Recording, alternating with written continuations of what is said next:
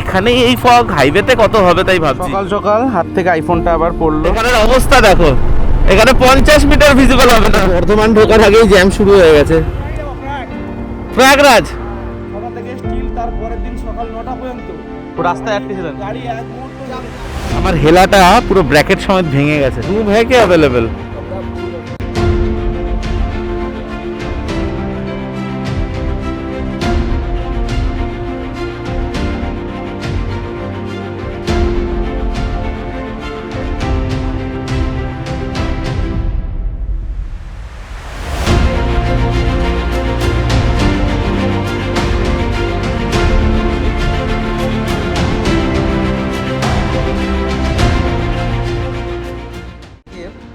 সব অ্যাটাচমেন্ট আর সাজ সরঞ্জাম সব থাকে এর মধ্যে। এই নিচে এইখানে দেখো ওই টপ বক্স আর সব ব্যাগ এখন বেরোবে আবার রাইডের জন্য। তো এগুলো আগে বার করি, তারপরে প্যাকিং হয়ে গেলে সেটা দেখাচ্ছি। তো সবকটা ব্যাগ আর বক্স সবই বার করে নিয়েছি, হেলমেট বসিয়ে দিয়েছি চার্জে। সো প্যাকিং অলমোস্ট ডান, আর বাকি টুকটাক জিনিস আছে ওগুলো একটু বাদে গুছিয়ে নেবো। তো বেরোচ্ছি আবার একটা নতুন ট্রিপে আর আবার একটা নতুন ব্লগ। বাট এবার কিন্তু কোথাও বাউন্ডুলে বানা করতে বেরোচ্ছি না, না কোথাও সেরকমভাবে ঘুরতে যাচ্ছি। অ্যাকচুয়ালি এবার যাচ্ছি কিন্তু পুণ্য করতে, মানে তীর্থ করতে। তো সবাই জানো যে কুম্ভ চলছে, আর মহাকুম্ভ 144 বছর বাদে এই কুম্ভ এসেছে। আর সেই কুম্ভে 144 কোটি ভারতীয়র মধ্যে আমিও অন্যতম যে ওখানে যাচ্ছি, মানে এলাহাবাদে প্রয়াগরাজে। তো আপাতত বেরোবো, আমার সাথে যাবে রানা। আর তোমাদেরকে সব কিছু যেরকম দেখালাম, প্যাকিং আমার কিন্তু সব কিছু হয়ে গেছে। বাইরে বাইক অলরেডি বার করে নিয়েছি, এখন জাস্ট লোড করব আর বেরোবো। আর বাকি কথা কিন্তু রাস্তায় হচ্ছে। বাইক পুরো রেডি, সব লোড হয়ে গেছে। ব্যাগের এই সাইডটা, মানে স্যাডেল ব্যাগের এই সাইডটা খালি রেখেছি, বিকজ আমার পার্টনার এবার হচ্ছে রানা। রানাকে তোমরা আগেও দেখেছো আমার সাথে অমরনাথের ব্লগে। তো ওর লাগেজগুলো এই সাইডে উঠবে আর আমারটা এদিকে আছে। তো জার্নি শুরু করলাম আর যাচ্ছি হচ্ছে প্রয়াগরাজ কুম্ভের জন্য। তো ট্রিপ এবার বাড়ি থেকেই 0 করে নিয়েছি।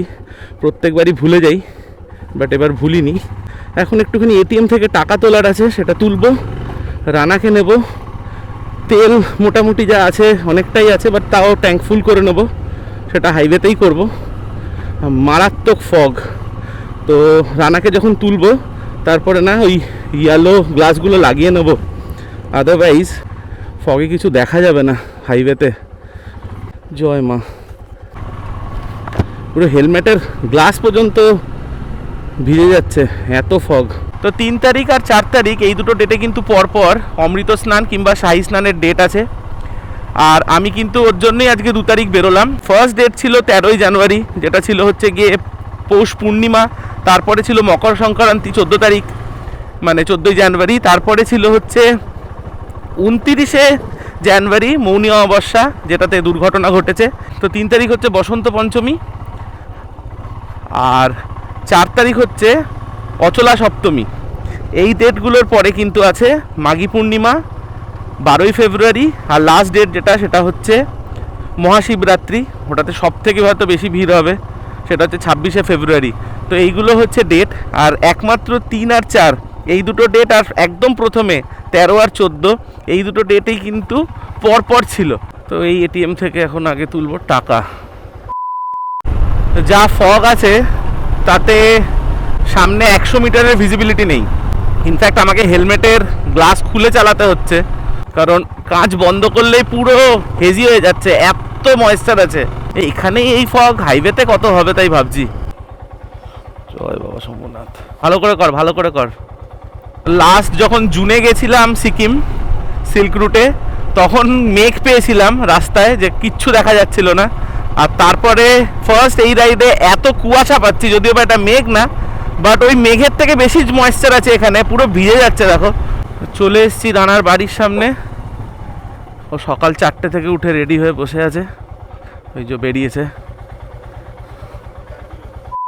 রানাকেও রেডি করে দিয়েছি, এই সব গার্ড পরানো হয়ে গেছে ওকে। চল চল, তোর জন্য কত দেরি হয়ে গেল। রানার লাগেজ এর মধ্যে প্যাক হয়ে গেছে, আর আলো ফুটছে। অলমোস্ট 6টা বাজে, 6টা বেজে গেছে অলমোস্ট কি। আর এখানে ইয়েলো ক্যাপগুলো পরিয়ে নিয়েছিলাম যদি রাস্তায় অসুবিধা হয়। হলুদ আলোটায় অনেকটা স্পষ্ট দেখা যাচ্ছে, অ্যাটলিস্ট হাইওয়েতে বুঝতে পারবো কি পরিস্থিতি। তো একটু দেরি করে বেরিয়ে কিন্তু কিছু ভুল করিনি। তো চলে এলাম হাইওয়েতে, টাইম হচ্ছে 6:11।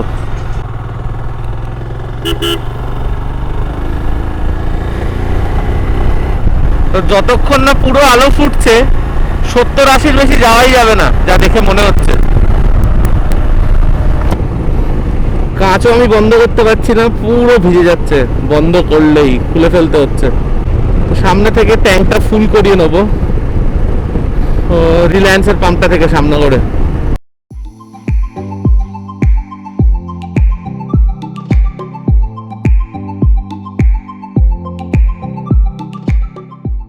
পুরো হেলমেটের ওপর থেকে না জল পড়ছে, আর মনে হচ্ছে যেন বৃষ্টি হচ্ছে, এরকম পুরো ভিজে যাচ্ছে, টপ টপ করে জল আসছে চোখের মধ্যে।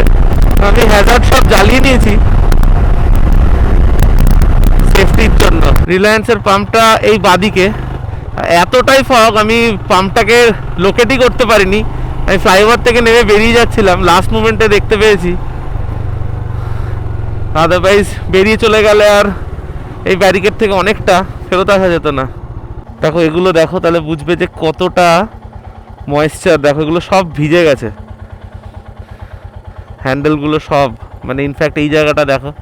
তো অলমোস্ট ফুল হয়েই গেছে, আর তেল যেহেতু ছিল 650তেই ফুল হয়ে গেছে, 651। সকাল সকাল হাত থেকে আইফোনটা আবার পড়লো। এটাও টেম্পার গ্লাসটাই মনে হচ্ছে গেছে, এখন তো আর খুলে দেখবো না। ইনফ্যাক্ট পিছনটাও গেল, তো এটাও হওয়ার ছিল এখন। যাই হোক, টেম্পার গ্লাসটা খুললে বোঝা যাবে স্ক্রিনটা ফেটেছে কিনা। তো তেল ভরে বেরিয়ে গেছি কল্যাণী, এখান থেকে আর 15 কিলোমিটার। বাট এই ফগ কতক্ষণে শেষ হবে সেটাই বুঝতে পারছি না। তো চলে এসছি এটা কাছড়াপাড়া, আর রুট কিন্তু এবারও সেম রুট নেবো যেটা আমি লাদাখ যাওয়ার সময় নিয়েছিলাম। মানে আমি কিন্তু বর্ধমান মেন নেবো, মানে আমি পান্ডুয়া হয়ে যাব। তো আমি এখন কল্যাণী থেকে গঙ্গা ক্রস করবো, ওপারটা ত্রিবেণী। আমি ত্রিবেণী থেকে ডান দিক নিয়ে মগরা হয়ে সোজা পান্ডুয়া হয়ে বর্ধমানে গিয়ে উঠবো। বাইক এখন অব্দি ঠিকঠাক রেসপন্ড করছে। মাঝখানে যখন আমি সিকিমের রাইডটা থেকে ডিসেম্বরে ফিরেছিলাম, তখন বাইক প্রচুর প্রবলেম করছিল। বাপরে, এখানে তো কিচ্ছু দেখা যাচ্ছে না। এখানে অ্যাকচুয়ালি এই ঝিলগুলো আছে, ওর জন্য এখানে আরো বেশি ময়েশ্চার। এখানের অবস্থা দেখো, এখানে 50 মিটার ভিজিবল হবে না। এটা হচ্ছে কল্যাণীর রেল ব্রিজ, এটা হচ্ছে গঙ্গার উপরে কন্ডিশন। বাদিকের ব্রিজটা কিছু দেখাই যাচ্ছে না, আর গঙ্গা তো কিছু বোঝাই যাচ্ছে না, এটা গঙ্গা যে। যখন আমি লাদাখ গেছিলাম তখন আমি এদিক দিয়ে গেছিলাম, এটা একটু বেশি ঘুর হয়, ওটা আদিসত্ত্বগ্রাম হয়ে যায়, আর এটা স্ট্রেট মগরা বেরোচ্ছে। রানা অনেকক্ষণ ধরে চা খাবে করছে, তো গিয়ে চা খেয়ে নিক, আমি এখানেই দাঁড়াই। চা খাওয়া হয়েছে, কেমন ছিল চা? মানে দারুণ চা। চা খাওয়া হয়ে গেছে রানার। আমার চায়ের সেরকম নেশা নেই, তাই আমার প্রয়োজন হয় না। 7:20 এখানেই বেজে গেছে। তো সামনে থেকে এবার যাব আমরা বাদিক। বাবা, এখানে তো পুরো ঝড় জুলুম চলছে চাঁদার। এখানে অনেক বড় করে অ্যাকচুয়ালি সরস্বতী পুজো হয়। বাপরে, পুরো হফটা তুলছে। তো এই ডান দিকটা চলে গেল কালনার দিকে, এটাই মায়াপুর হয়ে আবার কৃষ্ণনগরে বেরোনো যায়। আর আমরা বাদিকে চলে গেলাম মগরার দিকে। ওপরটা হচ্ছে আসার ডানকুনি সাইড থেকে, আর এইটা হচ্ছে যাওয়ার ডানকুনির দিকে, আর মগরা হচ্ছে এইটা। এখান থেকে আবার এটা ঘুরে ওদিকে উঠবে। দেখো এখানে সব সরস্বতী পুজোর জন্য গেট হয়েছে, লাইটিং হয়েছে। দেখো 5 দিন ধরে সরস্বতী পুজো হবে এখানে, দুর্গা পুজোর মতো। তো দেখো এই সাইডেও দেখো কত বড় বড় সব গেট, এই দেখো লাইটিং হয়েছে। দেখো বাপরে, দেখো প্যান্ডেল দেখো সব, এই দেখো পিছনে আরো ছিল বিশাল বিশাল সব প্যান্ডেল। এখানকার ছেলেপুলেরা মনে হয় পড়াশোনায় খুব ভালো, ওর জন্য এত বড় বড় পুজো হয়। তো পালশিট কিন্তু এখান থেকে হচ্ছে 56 কিলোমিটার। তো আরো 56 কিলোমিটার গেলে আমরা দুর্গাপুর হাই রোড পাবো। এদিকে আবার পুরো কুয়াশা, আর এটা যেহেতু সিঙ্গেল লেন, গাড়িগুলো উল্টো দিক থেকে আসছে মাঝের মধ্যে, কিচ্ছু বোঝা যাচ্ছে না। একদম সামনে চলে আসলে তারপর বোঝা যাচ্ছে। তো এটা পৌঁছে গেছি পান্ডুয়া, আর পান্ডুয়া ঢুকতে ঢুকতেই 7:45 বেজে গেছে, 7:40। তো দেখো যেখানে যেখানে একটু জনবসতি আছে সেখানে কিন্তু কুয়াশা কেটে গেছে। তো এই রাস্তায় টোটাল 4খানা মোস্ট প্রবলি রেলগেট পড়ে। আগে 5টা পড়তো, এখন একটা ফ্লাইওভার হয়ে গেছে যেটা মগরায় ছিল। তো এটা হচ্ছে সেকেন্ড। এর আগে একটা ওদিকে ছিল মগরার ওখানে, এরপরে একটা আসবে। ওইটাই অ্যাকচুয়ালি ম্যাক্সিমাম টাইম বন্ধ থাকে। ওইটা যদি খোলা পেয়ে যাই তারপরেরটা আবার একদম লাস্টে পড়ে। এটা তো খোলা পেলাম, পরেরটা খোলা পেলে হয়। আগের বার অনেকক্ষণ দাঁড়াতে হয়েছিল ওটায়। ফগটা এখন অনেকটা কমেছে। হোপফুলি দুর্গাপুর হাই রোডে উঠে আর সেরকম ফগ পাবো না। তো পৌঁছে গেলাম মেমরি। টাইম হচ্ছে 8:05। তো সামনেই মনে হয় আরেকটা রেলগেট আসবে, এটা মেমরি রেলওয়ে ক্রসিংটা। এটাই অনেকক্ষণ বন্ধ থাকে অ্যাকচুয়ালি পড়লে। অ্যাজ এক্সপেক্টেড রেলগেট কিন্তু বন্ধ। গেলবারও এটা বন্ধ পেয়েছিলাম, গেলবারও এখানে অনেকক্ষণ দাঁড়াতে হয়েছিল।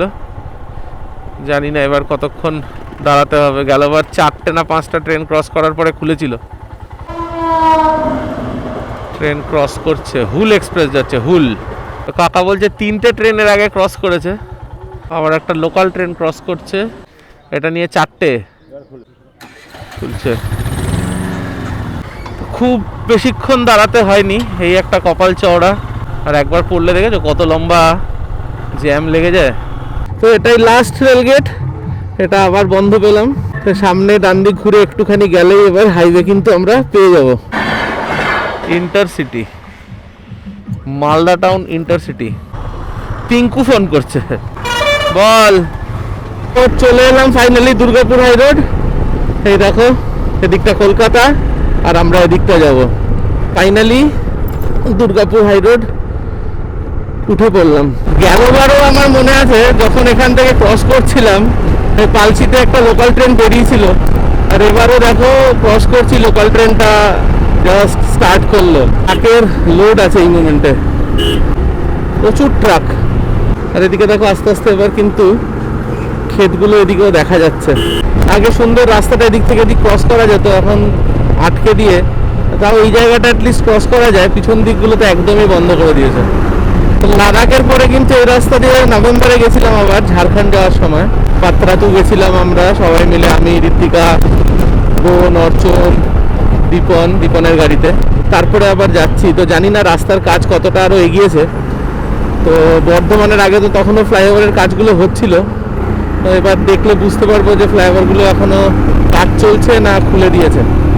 তো বর্ধমান ঢোকার আগেই জ্যাম শুরু হয়ে গেছে। তো বাকি রাস্তায় কি খেল দেখাবে। বাদিকের যে সার্ভিস লেনটা ছিল ওটা যদি এক্সিট নিয়ে নিতাম ওটাই ভালো করতাম। এখান থেকে পুরো জ্যাম, বেরোনোর কোনো সিনই নেই। ছেড়েছে সামনের ফ্লাইওভারটার কাজ হচ্ছে বলেই জ্যামটা। এটা হচ্ছে এই বর্ধমানের ফ্লাইওভারটা, এটা এখনো কমপ্লিট হয়নি। তার মানে এই ফ্লাইওভারের কাজটা হয়ে গেলে পরেই কিন্তু এই জ্যামটা আর এখানে হবে না। এটা বর্ধমান ঢুকে গেল ডান দিকে। তো বাড়ি থেকে কিন্তু এক্স্যাক্টলি 106 কিলোমিটার কমপ্লিট হয়ে গেছে, আর এখনো 570 কিলোমিটার হচ্ছে এখান থেকে বারাণসী। তো আমি যেটা ঠিক করেছি আজকে হয়তো বারাণসীতেই থেকে যাব। এবার থাকার কোথায় কি পাবো না পাবো জানি না, বিকজ গেলবার লাদাখ যাওয়ার সময় যে হোটেলে থেকেছিলাম বারাণসীতে সেই হোটেলে আদৌ রুম পাবো কি পাবো না জানি না, কারণ ওগুলো হাইওয়ের ওপরে বারাণসীতে হোটেল পাওয়া এখন খুব চাপের হবে। তো কটার সময় বারাণসী ঢুকছি তার উপরে ডিপেন্ড করবে। সেরকম হলে একটু ভিতর দিকে ঢুকে কোথাও রুম নিতে হবে, কারণ হাইওয়ের ওপরে পাবো বলে আমার মনে হয় না, হলেও তার যা দাম হবে আকাশ ছোঁয়া। আগে বারাণসী পৌঁছই তারপরে সে ডিসিশন নেবো। এই ডান দিকটা তলা দিয়ে বোলপুর ঢুকছে, এই ব্রিজটাও কিন্তু কমপ্লিট হয়ে গেছে। তো এগুলো আর খুব বেশি দিন না চালু হতে, এগুলো চালু হয়ে গেলে আর এদিকে জ্যামগুলো হবেই না। তো এই ডান দিকটা চলে গেল বোলপুর শান্তিনিকেতন হয়ে রামপুরহাট তারাপীঠের দিকে।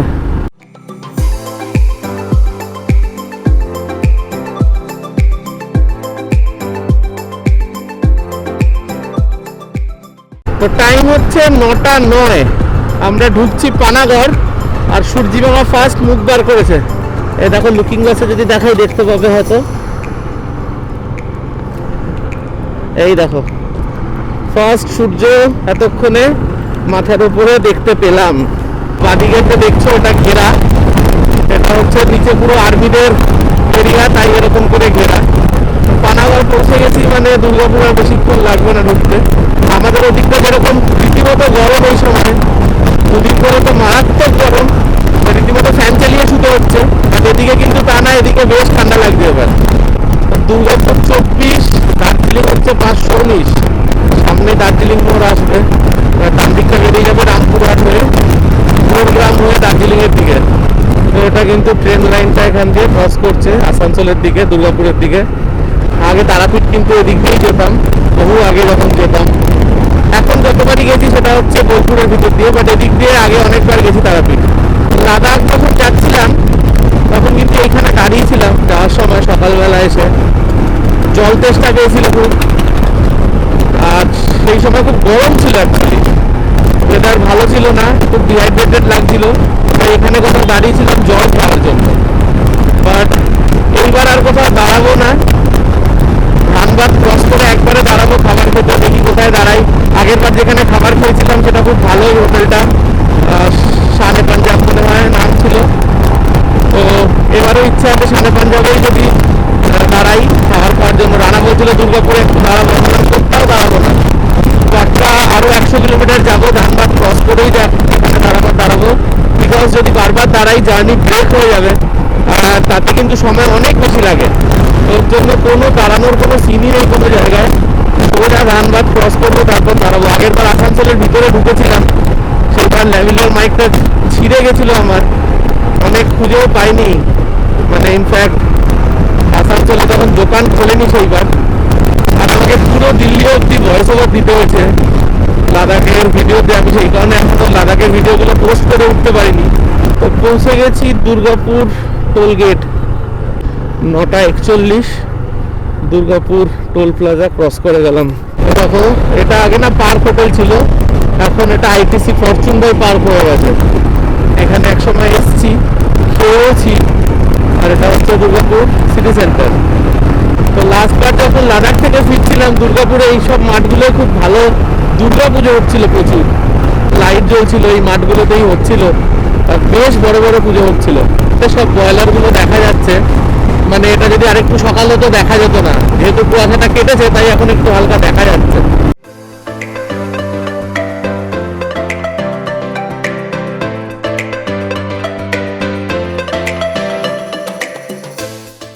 আসানসোল পৌঁছে গেলাম, আসানসোল বাদিকে। আর আমরা আসানসোল বাইপাস করে যাব, ওই যে আসানসোল ঢোকার গেট, ভাতৃত্বেশ্বর আসানসোল, এই এদিকটা দিয়ে একদম আসানসোলের ভিতরে ঢুকে যাওয়া যায়। मेरे को भी मोटो ब्लॉगिंग करना है। मोटर व्लॉगिंग करना है? अच्छा, ये ड्रीम मेरा है? ड्रीम हाँ, सपना है, जब तक ना करेंगे तब तक छोड़ेंगे नहीं। আচ্ছা, বেস্ট অফ লাক। এগুলো সব কয়লার স্ট্যাক। বেঙ্গলের এরিয়া শেষ, নিচে বরাকর নদী। এখন জল কিন্তু দেখো একদমই কম। লাস্টবার যখন গেছিলাম সেপ্টেম্বরে পুরো জল উপচে ছিল, মানে ওই অবধি জল ভর্তি ছিল। এই বালিগুলো দেখা যাচ্ছিল না তখন, পুরো এপার ওপার জল ছিল। প্রচুর বৃষ্টি হয়েছিল ওই সময়। আর ওই দিকে ডান দিকে মাইথন হালকা হালকা দেখা যাচ্ছে, আবছা আবছা, কারণ এখনো কুয়াশা আছে ওই সাইডটাতে। যদি কুয়াশা না থাকতো তাহলে পুরোটাই দেখা যেত ওদিকের পাহাড়গুলো। তো টাইম হচ্ছে 10:40, আর আমরা ঢুকে গেলাম ঝাড়খণ্ড। এটা হচ্ছে ঝাড়খণ্ডের সাইডের ফার্স্ট টোল। ওদিকে দুর্গাপুরের পরে কিন্তু এই টোলটাই পড়ে। এ দেখো রেলের ইঞ্জিন যাচ্ছে ট্রেলারে। ঝাড়খণ্ডে ঢোকার পরে কিন্তু ছোট ছোট সব টিলা চালু হয়ে গেল। ওয়েস্ট বেঙ্গল থেকে বেরোলেই এই সাইডে ঢুকলে এগুলো কিন্তু চালু হয়ে যায়। এই দেখো, এই দেখো, এরাও সব কুম্ভে যাচ্ছে মনে হয়। সে বলে দেখো এরাও কুম্ভ। গাড়িতে যারা যাচ্ছে দেখেই বোঝা যায় কে কুম্ভে যাচ্ছে আর কে না। কুম্ভে কুম্ভে যাচ্ছেন? Prayagraj all India. আচ্ছা আচ্ছা, দুর্গাপুর দেখলাম তো, এখানে সাইকেলে লেখা অল ইন্ডিয়া সাইকেল দুর্গাপুর। দাদাকে দেখে রাখুন, দাদা অল ইন্ডিয়া পুরো সাইকেলে ঘুরেছেন। আরে বাহ বাহ বাহ বাহ, স্যালুট আপনাকে। খুব ভালো, আমরাও কুম্ভে যাচ্ছি। হ্যাঁ, আপনি কবে পৌঁছাবেন? কি আপনি পৌঁছাবেন কবে তাহলে?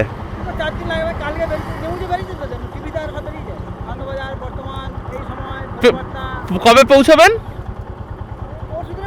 পরশু পৌঁছে যাবেন? বাহ, ঠিক আছে দাদা, থ্যাংক ইউ, ভালো পরিচয় হলো। আমার বাড়ি ব্যারাকপুর। হ্যাঁ, ঠিক আছে, ওকে দাদা। হ্যাঁ হ্যাঁ হ্যাঁ। তো দেখো কত ধরনের মানুষ হয়, পুরো ভারতবর্ষ সাইকেল করে উনি ঘুরে বেড়ান। আবার বেরিয়ে যাওয়া বলছিল গোয়া। রাস্তায় যখন পাত্রাতু যাচ্ছিলাম ঝাড়খণ্ডে, এই পুরোটা জ্যাম ছিল। ভাগ্যিস একটা কাট আউট পেয়ে গেছিলাম শান্তিতে, ওটাতে আমরা উল্টো দিক দিয়ে বেরিয়ে যেতে পেরেছিলাম। এই মুখটা অব্দি জ্যাম ছিল পুরো। এই লেফট যে রাস্তাটা বাদিকে গেল ওটা হচ্ছে ধানবাদের দিকে যায়, আর রাইটটা চলে যায় গিরিডির দিকে। তো এটাই গোবিন্দপুর, আর গোবিন্দপুর ক্রস করছি 11:10।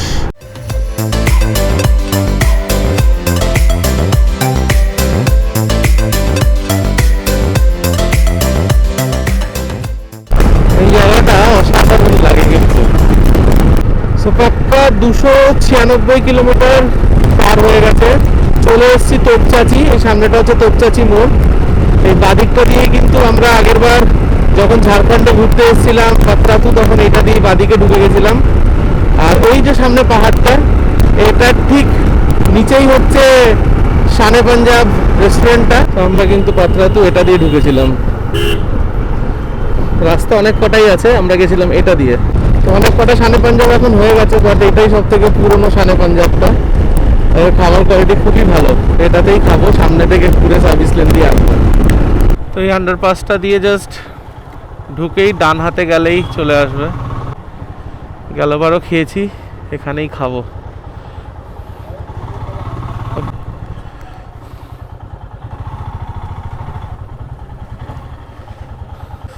বাইক এখানে থাক। লাদাখ যাওয়ার সময় এখানে দাঁড়িয়েছিলাম শানে পাঞ্জাবে খেতে, এবারও এখানেই দাঁড়ালাম। তো গেলবার ওই ভিতরটায় বসছিলাম, এটা হচ্ছে ভিতরটা, বাট এবার ভিতরে না বসে বাইরেটাতেই বসেছি। বাইরেটা অনেক বেশি ভালো লাগছে। আর দেখো পিছনে এই সুন্দর পাহাড়টা, এই যে জাস্ট পাহাড়টার নিচেই হচ্ছে রেস্টুরেন্টটা। এগুলো ছোট ছোট কটেজের মতো, ইনফ্যাক্ট এদিকে কিছু কেবিন আছে, ওই সাইডেও বসা যায় বাইরের দিকে। তো অনেক কটা বসার জায়গা আছে এদের। ইনফ্যাক্ট উপরে মনে হয় এদের ব্যাঙ্কুয়েটও আছে। তো আমরা চা অর্ডার করেছি আগে, চা এসছে।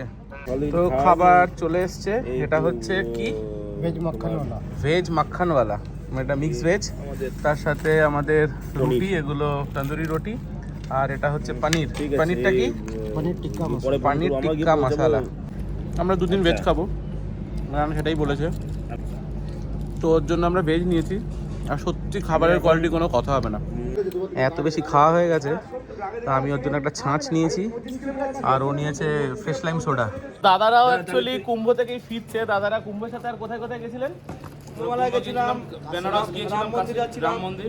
আমি কথা বলছি, হ্যাঁ আমরা প্ল্যান করেছিলাম সোমবার দিন বেরোবো, মেন স্নানটা 29 তারিখ কমপ্লিট করে আসবো। আচ্ছা, আমাদের রোড হিসেব করে নিয়েছিলাম 15-16 ঘন্টা রাস্তা ছিল, রেস্ট করে আমরা জানি টাইম চলে যাবো। হ্যাঁ, সোমবার বেরিয়েছি, এক রাত হোটেলে থাকলাম। হ্যাঁ, তারপরের দিন আমাদের সকাল 12টা-1টার মধ্যে কুম্ভমেলা যাওয়ার কথা। আচ্ছা। জামে ফেসে সন্ধ্যে পর্যন্ত জামে ফাঁসলাম। আচ্ছা, 6টা থেকে স্টিল বিহার বর্ডারের আগে, 6টা থেকে স্টিল। তারপরের দিন সকাল 9টা পর্যন্ত রাস্তায় আটকে ছিলেন। গাড়ি এক মুহূর্ত হেঁটে যেতে পারেনি। রাস্তার পাশে বাস লরি ট্যাক্সি মেয়ে বউরা রাস্তা। এটা কোন জায়গা? এটা বিহার বর্ডার। আচ্ছা, আমরা যখন রাত এটা কত তারিখ? এটা কত তারিখ? 28 তারিখ। 28 তারিখ। আমাদের 28 তারিখ কুম্ভমেলা ঢুকে যাবে। হ্যাঁ হ্যাঁ হ্যাঁ, রাইট। 28 তারিখে অনেকের দেখছিলাম জ্যামে সব ফেসেছিল। এক্স্যাক্টলি। মানুষ আমাদের সামনে মরেও গিয়েছে। বাবা রে। আমরা যেখানে দাঁড়িয়ে আছি তার সকালবেলা খবর পাচ্ছি এক বয়স্ক লোক হার্ট অ্যাটাক করে মারা গেছে। এ বাবা। এমনকি তার লাশ বডি নিয়ে যাওয়ার জন্য যে সামনে যাবে পিছনে যাবে, টোটাল 70-80 কিলোমিটার সামনে পিছনে ব্লক, নিয়ে যেতেই পারছে না। মানে সেই বডি নিয়ে যাওয়ার মতো মানুষও নেই, বডি এরকম রাস্তার পাশে বাইকের কোনো অসুবিধা হচ্ছে না? বাইকের কোনো অসুবিধা না, বাইক বাইকটা রোডের পাশে সাইডে মানে বেরিয়ে রোড যাচ্ছে। পাচ্ছে না, কাটা পথ দিয়ে কেটে কেটে বেরিয়ে যাচ্ছে। খাবার না পাওয়ার জন্য অনেক মানুষ কেঁদেও ফেলেছে। তবে আমি এইটুকু বলবো, এই আমার দুই বন্ধু আচ্ছা। রাত্রেবেলা তখন 11টা বাজে, তখন খিদে পাচ্ছে, আমরা খেতে পাচ্ছি না। এরা হেঁটে হেঁটে যে খাবার আছে, এরা 3 কিলোমিটার হেঁটে গেছে। যে বাসগুলো যে যারা মানে না, যাওয়া আসা করে, 24 ঘন্টা কোনো খাবার পাই না। খাবার পায়নি। বাপ রে। ওদের এরা অসুবিধা হচ্ছে 3 না। কিলোমিটার ওদের একটা হোটেলে টোটাল খাওয়া শেষ, জল শেষ, হোটেল বুকিং হয়ে গিয়েছে Munnabhai hotel, Bihar border cross করেই, একদম মানে বিহার বর্ডারের আগে হোটেলের room- ঔরঙ্গাবাদ ব্রিজটা ক্রস করে। হোটেলের রুম রেট হয়তো 1.5-2 টাকা, ওই সিজনে সেই সময় নিচে 4.5-5 টাকা। বাপরে। ডাল দিয়ে ভাত দিচ্ছে 150 টাকা প্লেট। শুধু ডাল ভাত খেয়েছি, শুধু 150 ডাল টাকা। ভাত আর সবজি 150 টাকা। এটা ফার্স্ট দিন হলো। সেকেন্ড দিন 29 তারিখ মেলা ঢুকবো, 29 তারিখ বেরিয়ে এলাম, ঠিক বিহার বর্ডারটা ক্রস করলাম, সামনে এসে সেই জাম, যে জামটা আগের দিন ছিল, সেই জাম দুপুর এরকম 11:30-12টা থেকে শুরু হয়েছে, 3:30-4টে পর্যন্ত দেখি জাম ছাড়ছে না। আমরা অন্যটা সাইড রোড ধরেছি, সেই জামে ফেসে থাকলাম, বাধ্য হয়ে সেই রোড থেকে ঘুরে একটা হোটেলে ঢুকলাম, 60 কিলোমিটার ব্যাগে এসে ব্যাকে এসে আরেকটা হোটেলে ঢুকলাম। জাম আগের দিনের অভিজ্ঞতা আছে, সেম ভিড় পাচ্ছি, লোক বলছে যেতে পারবে না, আজও যেতে পারবে না। সেই ভিড় কাটিয়ে আমরা সেখানে হোটেলে রাত্রে খেয়েছি, মাংস খেয়েছি, ভাত খেয়েছি আর ডাল টাল খেয়েছি, বিল দিয়েছি 6,500 টাকা, শুধু খাওয়ার বিল। বাপরে। 11 জনের বিল, সেই বিলও আমার কাছে আছে। ডিমের তরকারি, শুধু ডিম, একটা করে ডিম একটা নিয়েছে করে 90 ডিম টাকা 90 টাকা। বাপরে বাপ। তো দাদাদের থেকে মানে খুবই ভয়ানক কিছু অভিজ্ঞতা শুনলাম। তো দাদাদের বাড়ি হচ্ছে সোনারপুরে, যাই হোক আপনারা সাবধানে ফিরবেন। আমরা ফিরছি, আমরা খুব কষ্টের অভিজ্ঞতা নিয়ে। যাক আপনারা স্নান ফান সব করতে পেরেছেন, যাক এটাই স্নানটা খুব ভালোভাবে আমরা করেছি। এটাই বড় ব্যাপার।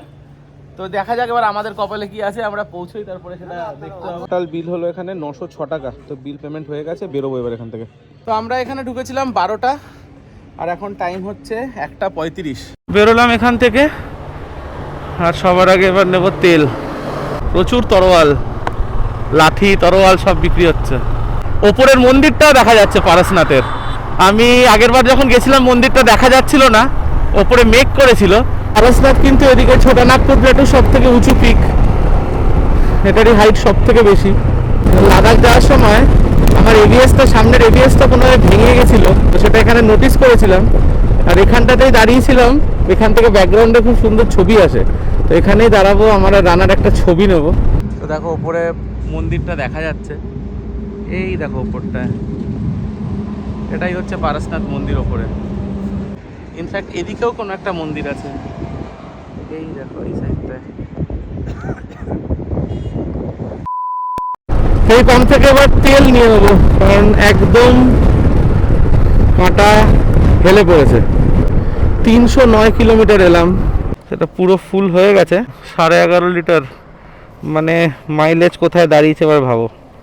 তো এখানে তেল ছিল 92 টাকা 0.75, এবারও মাইলেজ দিচ্ছে 26।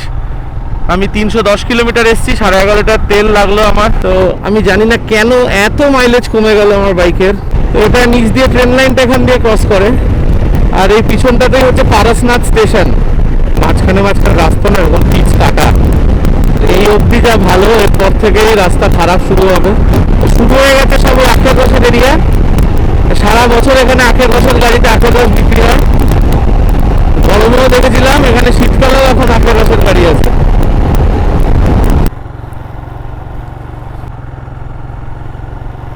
এরা মনে হয় জৈন ধর্মের।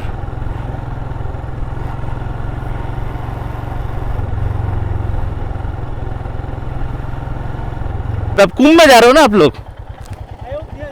A few moments later.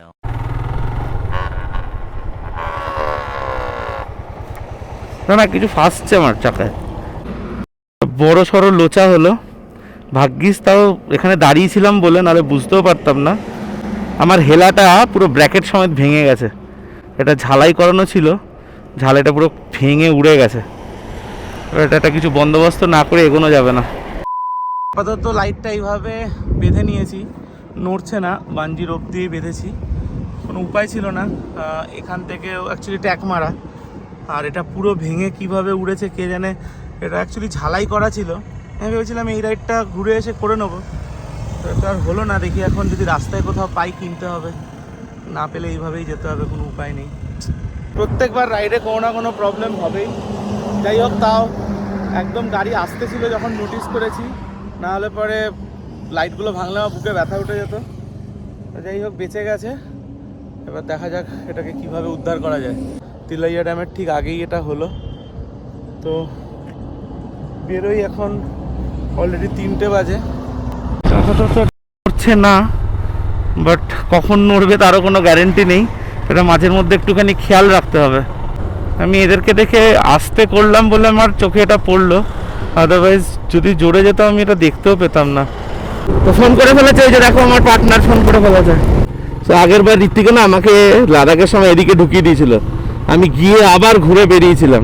এটা অ্যাকচুয়ালি বাইপাসটা, আর এটা ভিতর দিকে ঢুকে যায়। সো এটা আমরা বারহি পৌঁছলাম, বাদিকটা ঢুকলে বাড়ির ভিতর যেতাম। ঋত্বিক আমাকে গেলবার ওখানে ঢুকিয়ে দিয়েছিল, আর এবার আমি আর ঢুকিনি, আমি বাইপাস দিয়েই এসছি। এই যে কালপ্রিট বসে আছে, ভিতরে নিয়ে গিয়ে আমাকে সিটির মধ্যে ঢুকিয়ে দিয়ে বলেছিল এটা সোজা অনেক শর্ট, এটা দিয়ে যাও। তো এই বাদিকটা হচ্ছে বারহি, আর এই ডান দিকটা চলে যাচ্ছে হচ্ছে গিয়ে পাটনার দিকে। তো চলে এসছি তিলাইয়া। এই দেখো এটা পুরোটা তিলাইয়া ঝিল। দামোদরের কিন্তু উৎপত্তি এখান থেকেই। দামোদরের জলটা এখান থেকে যায় মাইথন, তারপর মাইথন থেকে কিন্তু আবার বরাকর হয়ে বেরোচ্ছে। বাট দামোদর কিন্তু অ্যাকচুয়ালি এইখান থেকেই শুরু, এই তিলাইয়া থেকেই। দেখো দূরে পুরো তিলাইয়াটা দেখা যাচ্ছে, এই যা দেখা যাচ্ছে দূরে পুরো তিলাইয়া ঝিল। এই দেখো উড়িষ্যা থেকে যাচ্ছে বজরং দল। টাইম হচ্ছে 3:53, আর আমরা কিন্তু 405 কিলোমিটার অলরেডি চলে এসেছি। তো এই যে চৌপারান চলে এসেছি, আর এই হচ্ছে চৌপারানের সেই সব ক্ষীরমোহন। এখানে যা দেখবে সবই ক্ষীরমোহন, যত দোকান আছে সবার ওপরে ক্ষীরমোহন লেখা। রসগোল্লার সাবস্টিটিউট মিষ্টি, আগের বার খেয়েছিলাম, বাট কোনো অ্যাঙ্গেলে রসগোল্লার মতো না। দুজনের কথা হলো, ওরা বললো সামনে পেয়ে যেতে পারি এই ব্র্যাকেট। তো ওরা একটা দোকান সম্ভবত দেখিয়ে দেবে, এই যে ওরাই। তো বলছে সামনে কোনো এক জায়গায় বাদিকে বাইক অ্যাক্সেসরিজের দোকান আছে, তো দেখা যাক যদি পেয়ে যাই কপাল ভালো হয়। তো আমরা চৌপারান থেকে বাদিকে নিলাম লেফটে, ওরা বলছে সামনে কোথাও দোকান আছে, দেখা যাক। ওইখানে নিয়ে এসছে রয়্যাল এনফিল্ডে, বাট রয়্যাল এনফিল্ডে তো পাবো না। ঠিক আছে থ্যাংক ইউ। বলছে এখান থেকে 3-4 কিলোমিটার গেলে মহারাজগঞ্জ বলে কোনো একটা জায়গা আছে, ওখানে টিএনজি বলে একটা বাইকের ওই সব কিছু অ্যাক্সেসরিজ রাখে। তো ওই দোকানে হয়তো পেয়ে যাবো, ওটা রয়্যাল এনফিল্ডের দোকান ছিল, এখানে কিছু পেতাম না। এই দোকানটায় মডিফিকেশন হয়, হোপফুলি এর কাছে পেলেও পাওয়া যেতে পারে। ये वाला ब्रैकेट मिलेगा टूट गया? अरे लाइट नहीं भैया, ब्रैकेट जिसके ऊपर बैठता है। এখানে লাভ হলো না, এদের কাছে নেই। এরা এরকম ব্র্যাকেট দেখেইনি, বুঝতেই পারছিল না কি বলছে। লাইট না ব্র্যাকেট বলছে शोरूम में देखिए ना, शोरूम में नहीं मिलेगा भैया। যাই হোক রয়্যাল এনফিল্ডেও একবার জিজ্ঞেস করেই যাই যখন এসেইছি, ওদের কাছে এই ব্র্যাকেট থাকবে না অসম্ভব। তাও এখানে রয়্যাল এনফিল্ডের এই সার্ভিস সেন্টারে শোরুমে এখানেও ঢুকে বেকার সময় নষ্ট করলাম, এরা কেউ বুঝতেই পারছে না। ভিতরে লাইট খুঁজতে গিয়ে এদিকে জ্যাম লেগে গেল। ওইটা আমরা কোডারমা ঘাটি চলে এসেছি, টাইম হচ্ছে 4:30, 4:26। কোডারমা ঘাটিতে না পুরো জ্যাম ট্রাকের, দেখো এই সাইডটা উল্টো দিকে, আর তার জন্য সব গাড়িগুলো এদিক থেকে হুটপাট আসছে। বিশাল লম্বা জ্যাম লেগেছে, বিশাল লম্বা। রানা আবার এখানে বন্ধু খুঁজে পেয়ে গেছে, কারা নাকি দাঁড়িয়ে আছে। ও এর মধ্যে থেকে দেখলো কি করে কে জানে, দেখলে কি করে?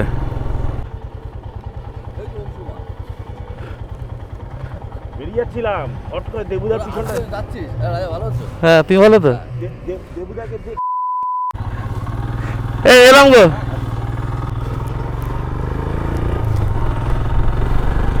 রানার বন্ধুদের সাথে রানার দেখা হয়ে গেল, ওরা সব ফিরছে। পুরো ফেরার জ্যাম লেগেছে, না করে 7-8 কিলোমিটার হয়ে গেল না জ্যামটা, বেশি হবে না। যারা ঢুকে গেছে তাদের এখন কান্নাকাটি করা ছাড়া কোনো উপায় নেই, কারণ কোথাও কোনো কাট আউট নেই, বেরোতেও পারবে না। পাক্কা 434 কিলোমিটার হলো, আর এই পাম্প থেকে তেল ভরেছিলাম আগের বার, আর এবার 310-এ ভরতে হয়েছে। তো 310 আর 434 মানে কতটা ডিফারেন্স ভাবো।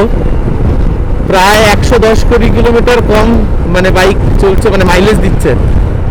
তো এটা কিন্তু বিহার ঢুকে গেলাম এবার আমরা। ওই পাশটা ছিল ঝাড়খণ্ড আর এটাই বিহারের চেকপোস্ট ছিল, এটা কিন্তু বিহার পুলিশের এরিয়াতে এবার আমরা ঢুকে গেলাম। এগুলো হচ্ছে সব ডাইভারশনের জ্যাম। এদিকে রাস্তা অ্যাকচুয়ালি পুরো ইনকমপ্লিট, প্রচুর ডাইভারশন আছে, সেই কারণে এই জ্যামগুলো। এই পুরো বিহারটাই এরকম করেই যেতে হবে। বাবা বিশাল লম্বা জ্যাম। বেশ সুন্দর আসছিলাম, হুট করে আবার পুরো জ্যাম।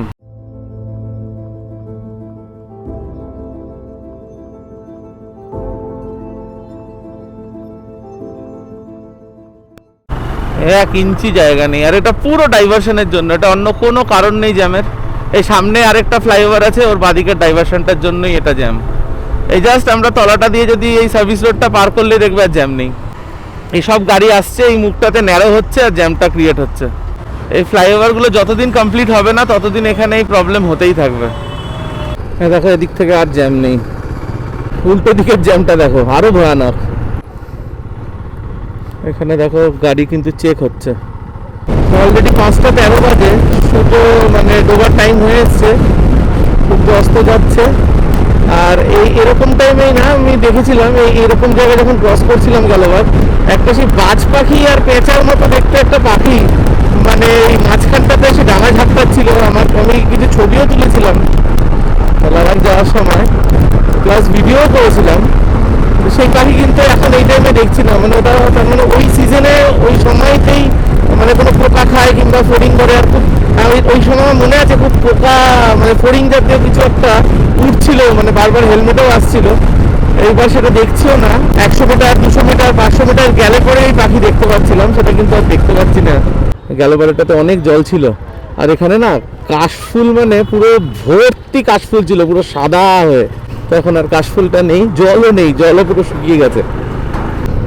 তো টাইম হচ্ছে 5:21 আর সূর্য কিন্তু এবার অস্ত যাবে।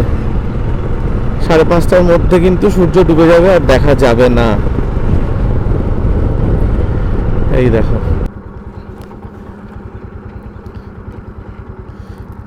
সানসেটটা কি সুন্দর হচ্ছে দেখো।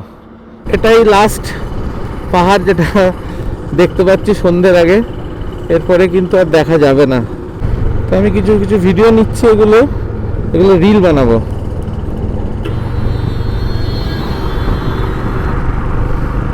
মহিলাগুলো ওখানটা যে লাফ মেরে দাঁড়াচ্ছে আর এ একটু গাড়ি স্পিড কম করতে পারছে না, ওই স্পিডেই আসছে। দরকার হলে আমাকে মারবে কি মহিলাদেরকে মারবে, ব্রেক নেই ওর গাড়িতে, কম ব্রেক ধরে মনে হয়। তো এক্স্যাক্ট 6টা 5:58 আমরা ঔরঙ্গাবাদ পৌঁছে গেছি। তো এবার এখানেই আশেপাশে ওই বাইকের অ্যাক্সেসরিজের একটা দোকান দেখতে হবে, যদি পেয়ে যাই তাহলে আমার লাইটটার সমাধান হয়ে যায়। এখানে না নেই, এই দোকানটাতে জিজ্ঞেস করলাম। এখানে মশা দেখো, এখানে 2 মিনিট দাঁড়ালে ডেঙ্গি ম্যালেরিয়া হয়ে যাবে। গিজ গিজ করছে পুরো, 2 মিনিট দাঁড়িয়েছি তাতেই পুরো ছেঁকে ধরে নিয়েছে। পিছন পিছন যাচ্ছে, কুম্বে যাবে এরাও, ছাড়ছেই না পিছন। তো এই ব্র্যাকেট পাওয়ার আশা মনে হয় ছেড়ে দেওয়াই ভালো, লাইট এইভাবেই বাড়ি ফেরত যাবে। এখানে বলছে, এরাও বলছে কোথাও পাবে না। তো এটাই ঔরঙ্গাবাদ ক্রস করছি। আর এইখানে যে জ্যামটা হয়েছিল না, এটাই সব থেকে ডেঞ্জার হয়েছিল। আর এই জ্যামটা হয়েছিল মানে এই ফ্লাইওভারটার জন্যই, এইখানের ডাইভারশনের জন্য। এমন আটকে ছিল সবাই, পুরো একদিন লেগেছে এখান থেকে সবার বেরোতে। 28 তারিখ যারা যারা এখান দিয়ে গেছে তাদের জন্য এটা নাইট মেয়ার ছিল। ওদের একটা মজা দেখাই, আমার হেলাটা ওইখানটা যেটা বাধা আছে ওটার আলো দেখো, এই দেখো কোথায় পড়ছে। ডান দিকেরটা তো ঠিকঠাক জায়গাতেই আছে, ওর মতো কাজ করছে, বাট বাদিকেরটা ওইখানে জঙ্গলে আলো দেখাচ্ছে। দেখো বাদিকে যা আছে সব দেখতে পাচ্ছি, ক্ষেত খামার। তো টাইম হচ্ছে 6:41 আর এক্স্যাক্টলি 545 কিলোমিটার ক্রস করে আমরা চলে এসেছি সোন নদীর ব্রিজের ওপরে। তো নিচে এটা সোন রিভার, বাট এখন অন্ধকারে কিছু বোঝা যাবে না। আগের বারও যাওয়ার সময় অন্ধকার হয়ে গেছিল, বাট আসবার দিনকে আলো ছিল। জল একদম ওই সাইডটাতেই থাকে, এদিকগুলো পুরোই শুকনোই। অ্যাকচুয়ালি ফেরার ব্রিজটা একটু উঁচু, ওটা থেকে আরও ভালো দেখা যায় নিচে। আর ওটা কম্পারেটিভলি নতুন ব্রিজ, এটা একটু পুরনো ব্রিজ। তো ভুবনেশ্বরে মহানদীর উপরে 3-4টা ব্রিজ আছে, তার মধ্যে একটা ব্রিজ কিন্তু প্রচুর লম্বা, আর আমার মনে হয় তার থেকে সোনের এই ব্রিজটা বেশি লম্বা। আর এদিকটা দেখো, এদিকটা কিন্তু বেশ জল। রানা অনেকক্ষণ ধরে দাঁড়াবে দাঁড়াবে বলছে। আমি ওকে বললাম যে ভাই বিহারটুকু অ্যাটলিস্ট দাঁড়াবো না, কারণ এখানে এত ডাইভারশন আছে, একবার যদি জ্যাম লেগে যায় না এখান থেকে বেরোনো খুব মুশকিল হয়ে যাবে। মানে আবার সেই পুরো জ্যামের মধ্যে দাঁড়িয়ে থাকো, সাইড দিয়ে বেরো। তো আর একটুখানি সাসারাম ক্রস করে আর কিছুটা গেলেই বিহারের বর্ডার শেষ হয়ে যাবে, ইউপি ঢুকে যাব। আর একবার ইউপি ঢুকে যাওয়ার পরে কিন্তু রাস্তা আবার পুরো একদম মাখনের মতো, আলো লাগানো, সব কিছু, কোনো ডাইভারশন নেই, কিচ্ছু না, এখন আরামসে দাঁড়ানো যাবে। আমি ওকে বললাম ভাই যতই কষ্ট হোক একটুখানি আর বসে যা, বিহারের এরিয়াটুকু শেষ হয়ে যাক, তারপরে তুই যেখানে বলবি দাঁড়িয়ে পড়বো। তো এটা আমরা সাসারাম পৌঁছে গেছি। আর সুব্রতরা কালকে, মানে আমার মোটর সাফায়ার গ্রুপের বন্ধুরা, তো ওরা যেহেতু পরশুদিন গেছিল, ওরা গতকাল রাত্রিবেলা সাসারামে স্টে করেছিল। আমি জানি না ওরা সাসারামে কটায় পৌঁছেছিল, বাট ওরা কালকে সাসারামেই থেকে আজকে সাসারাম থেকে বেরিয়েছে সকালে। সাসারামকে বাইপাস করলাম, মেন সাসারামটার একটু ওদিকে ঢুকতে হয়। তো সামনে একটা রিলায়েন্সের পাম্প আসছে, এখানে একটু দাঁড়াবো, জল খাবো, ওয়াশরুম যাব, তারপরে আমরা আবার বেরোবো। এটা অনেকক্ষণ বাজে ব্রেক, 7:30 বাজে। আমরা এক টানা অনেকক্ষণ এসছি। তো হয়ে গেছে, এখানে অলমোস্ট আমরা আধ ঘন্টা দাঁড়িয়েছিলাম, 8টা বাজে। এখানে আমরা দাঁড়ালাম কিছুক্ষণ, গল্প টল্প করলাম। রাঁচি থেকে কয়েকজন যাচ্ছে, ওরাও আমাদের সাথে গল্প করছিল। এইসব করতে করতেই টাইম পার হয়ে গেল। এখন এইদিকে মানে যেই ইউপিতে ঢুকছি, এদিকে বেশ ঠান্ডা, রাস্তায় আলো ফালো চালু হচ্ছে, মানে এবার মানে ইউপিতে আমরা ঢুকছি।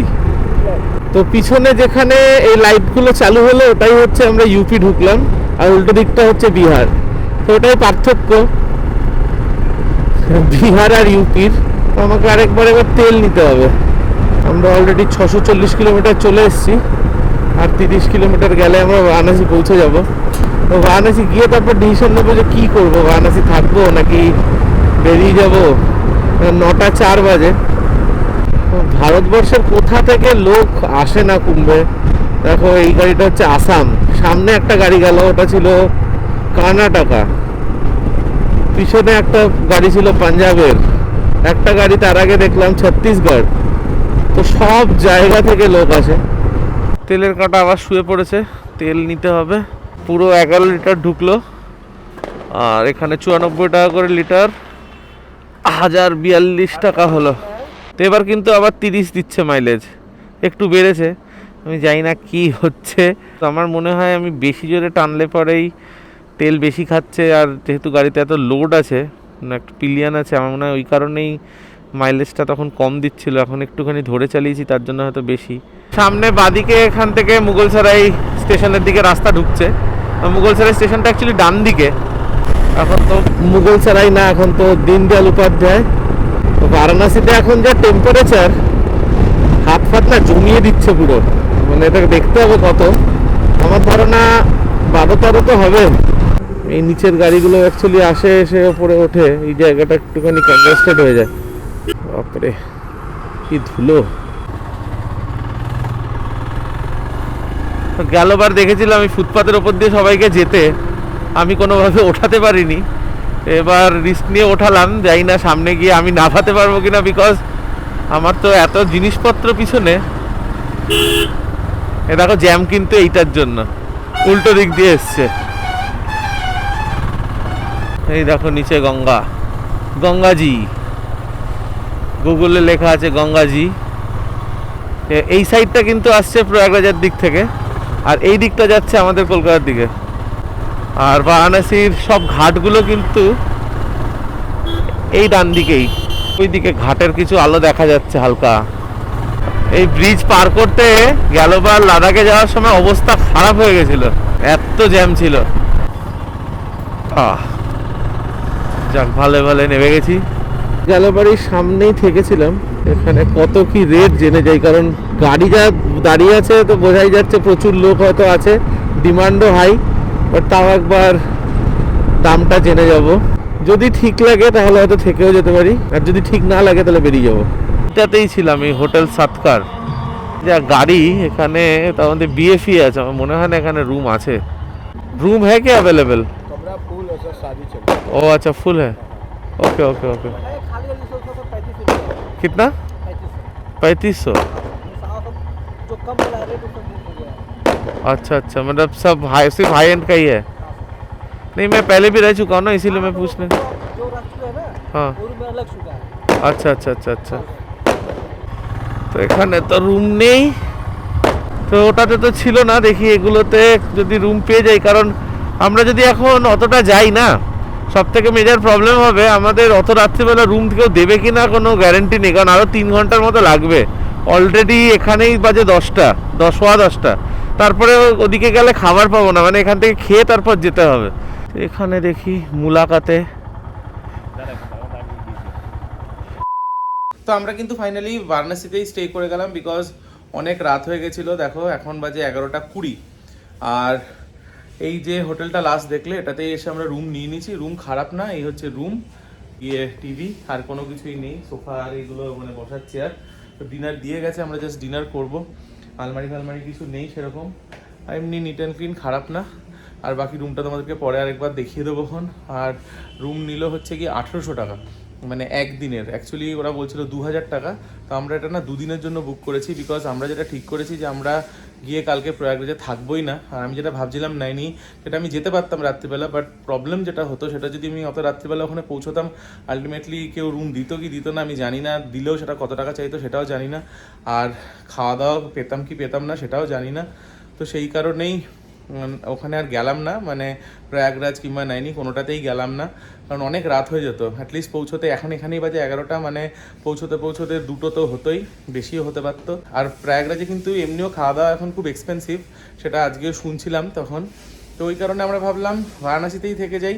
আর বারাণসী থেকে প্রয়াগরাজ এমন খুব একটা ডিস্টেন্স তো না, 2 ঘন্টা কি 3 ঘন্টা যাই লাগবে, সেটা কালকে সকাল সকাল চলে যাব, গিয়ে চান করে ফেরত চলে আসবো। তো জিনিসপত্র দেখো সব কিছু আগোছাল হয়ে আছে, এগুলো একটু গুছিয়ে নিই।